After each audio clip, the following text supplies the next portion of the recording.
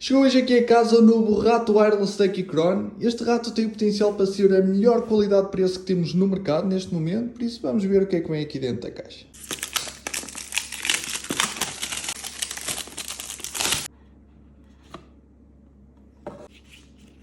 Cabo cardado USB-C para USB-C, mas traz também um adaptador do USB-C para USB-A. Um receiver USB-A, extra USB-C para quem tiver portas USB-C. Um adaptador USB-C para USB-A e o M3.